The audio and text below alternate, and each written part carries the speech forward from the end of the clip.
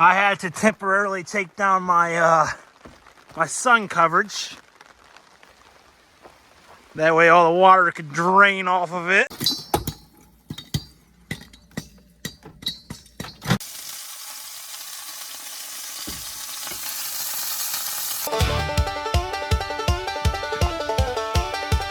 Okay.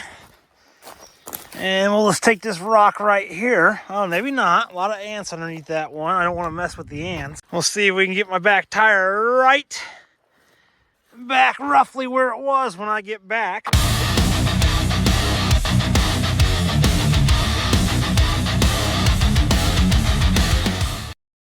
What's up, guys? Matt here with the Traveling Prospector, and I hope you're doing well out there. Like I said, I'm going to town real quick.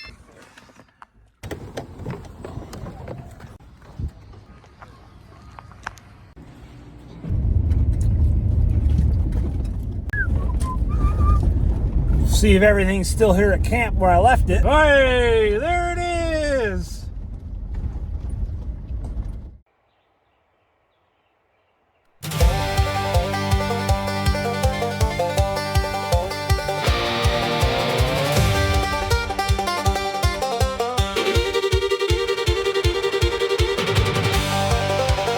We've got a climber. Did you get yourself stuck down in there, buddy? Or can you climb your way out of that? You still don't want to leave? Okay. Oh, you do too. And there he goes! Off to the races!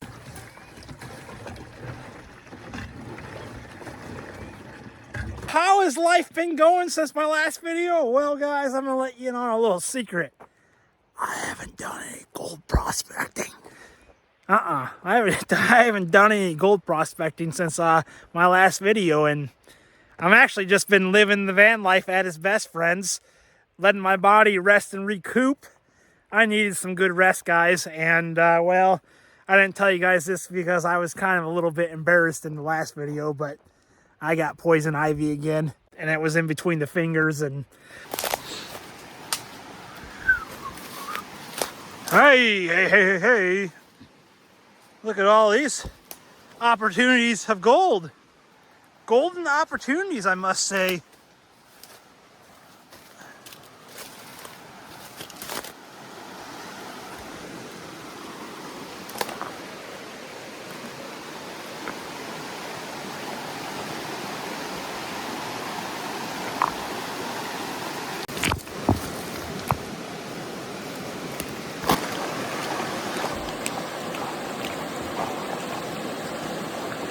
Feels like a pretty light pan so far, which means it's not really heavy. It's easy to ring around.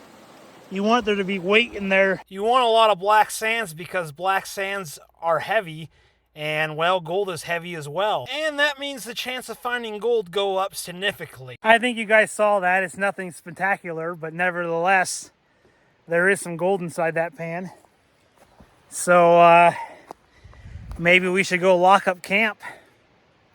Maybe we should just go have some fun and just see. You know, I'm not really expecting much down there, but I am kind of interested on going to the other side and just breaking off that little rock wall or that little wall full of material if you guys saw it. If not, I think you'll see here in a second. Floater gold, guys. Look at it pulling it together with the other stuff. Oh, look at that. Trying to get across over there. Just too deep, and I'm being a sissy. I don't want to get my socks wet. On the account that this is bedrock, I'm gonna go take a few pans right there just for fun. I'm thinking I can get across right over here because it's more shallow. That's bedrock too over there. All right, and that's bedrock right up there too.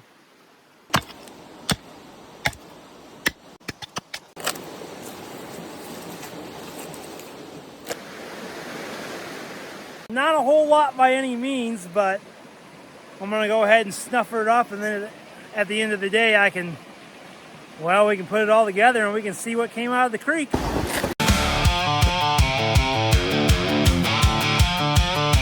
I've got wet socks now and cold feet. And a cluster of rocks. We'll take some of that. Half of it feels like ground soil. So that's what I saw from the other side, friends, and I wanted to come check it out.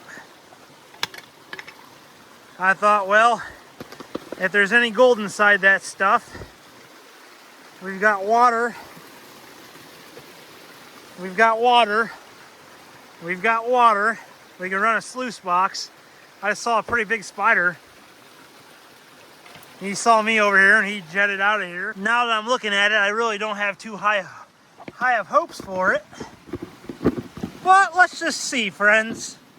Let's just see.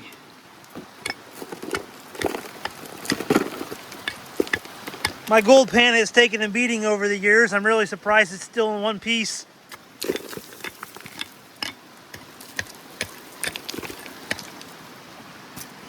And that's how you get a sample right there. Will there be any gold inside that? I hope so. I have a feeling, though, the gold's probably on the other side of the river, where I already was.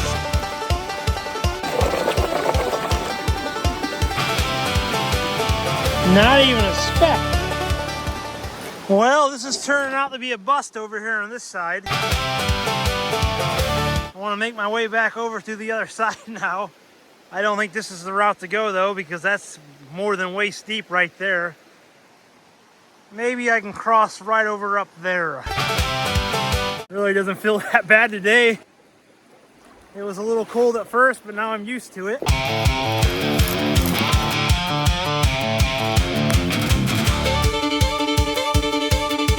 Let it breathe.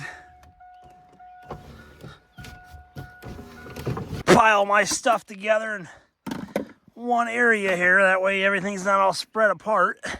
I try to keep a somewhat representable camp here. Okay. Making up some homemade fries tonight. Cut up some potatoes, got some olive oil in there, and yeah, we'll fry them up to perfection. Get some salt on there, some seasoning, probably another 5 minutes at least. And then again, starting to get close. Put a little season on there and give ourselves some seasoned fries. And I will say that Heinz ketchup is much better than this brand right here. I mean, this isn't terrible. It's a discount value, cheaper than Heinz, but in this case, I can tell that Heinz is better. Good morning, guys. Yeah, I gotta have the shades down because I can't see. If you guys are wondering how those fries were last night, they were good. Oh, so you have some gold you want to sell. Who's gonna buy it? And where do you sell it at? Well, friends, that's what we're going to discuss right here, right now. Let's get started. I found a refinery out of northern Michigan that I've sold to a few times now, and I think they are pretty dang good. They pay 93% spot value if you have under 3 ounces. If you have over 3 ounces that you're selling to them, they will pay you 96% spot value. Now, the gold buyers, on average, only give you 75 to 80% spot value, which I don't think is really that good. And the pawn shops might even be worse. I don't know. I've never sold to pawn shops, but I can't expect them to pay any better than the gold buyers pay. Probably about 75, 80% spot value. So anyhow, northern Michigan refineries, I'll flash the website back up right there. All the information on how to sell the gold is on their website right there, how to ship the gold. But I'll give you a heads up. It's really easy. You need a photo ID. I use my driver's license ID. I just make a copy of it. If you have an email, you write that down on a piece of paper. And your phone number as well. You write that down on a piece of paper. And then you put the gold in the box as well, the container, with all that information I just said. You get insurance on it because, well, if it gets lost in the mail, you're screwed if you don't have insurance.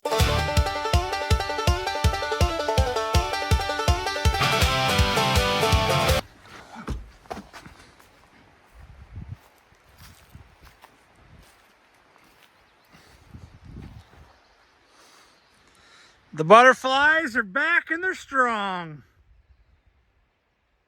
Yep, they're all over this place, friends.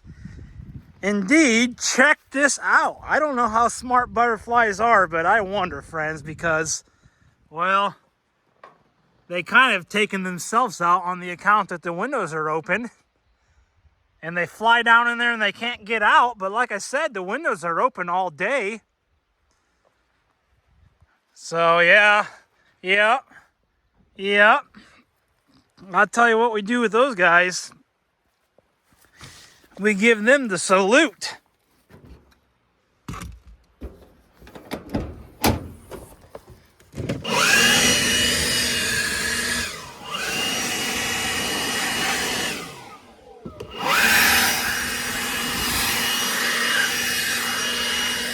Oh, geez, Louise.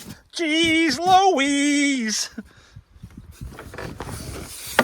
Kind of get a little bit tired of them, tell you the truth like that. Oh, Matt, how can you say you're getting tired of the butterflies? Well, it's because they do stupid stuff like that.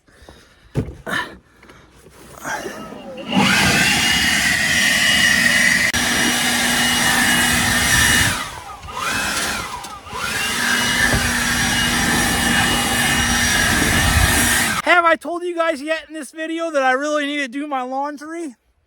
I'd be lying to you to say it's not wearing on me, because it is. I'm ready to get a nice fresh restart on the clothes. I have a few more outfits, but I really need to get to town and do some laundry. And like I said, well, there's a laundromat about 10 miles away from here, but the place sucks.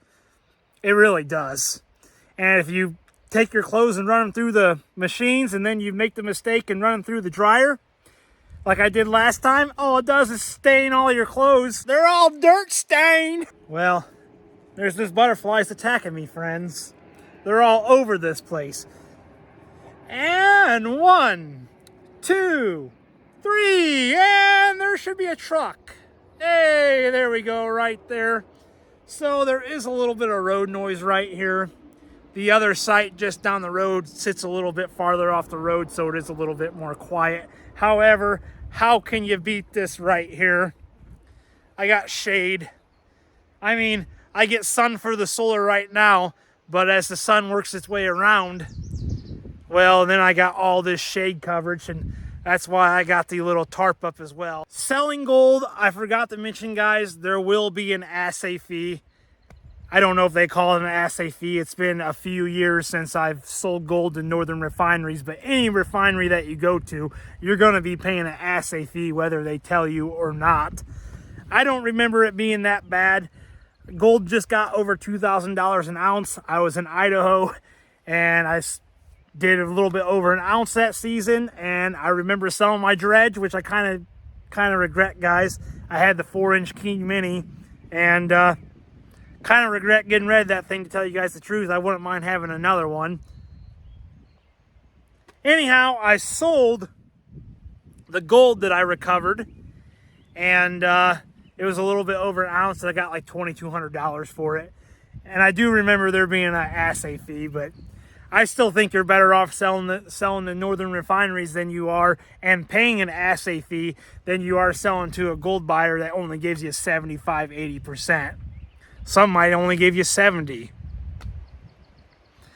So that's how I sell my gold. Like I said, when I'm in a pinch, guys, I will sell it to northern refineries. Ground beef with a little bit of sloppy Joe seasoning. And that's what I call lunch. And an extra cold Coke in the freezer. Coke Zero. Which, by the way, we might as well take out now. Maybe chicken breast for dinner? Or are these chicken thighs?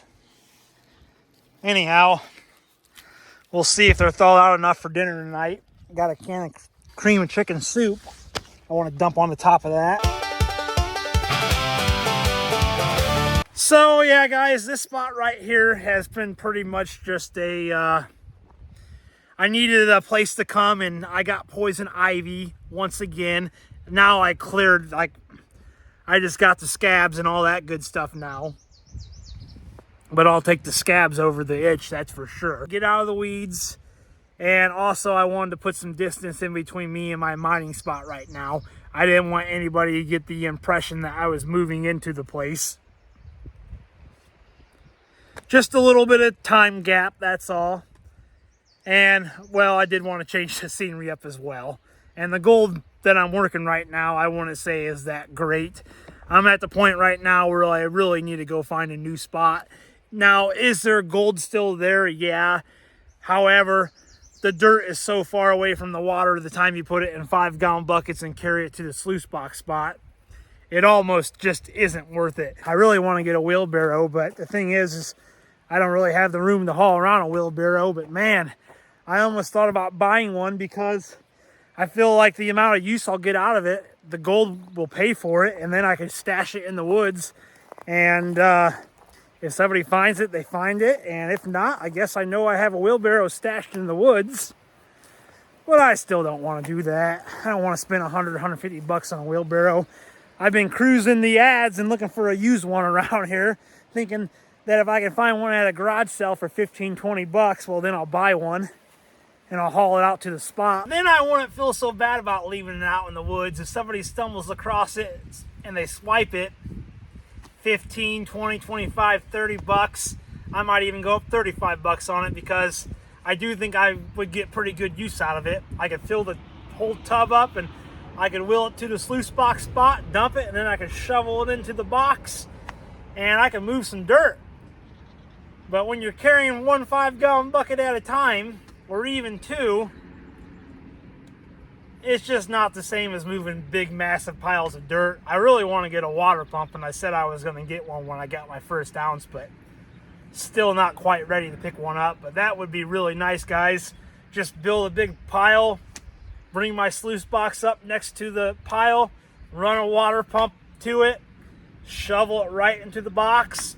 I could dig all day and I could be done shoveling within 35, 40 minutes, under an hour. Just have that thing running on idle. I don't think I'd need that much water flow to run my box. Of course, if I'm farther away, you'd have to, but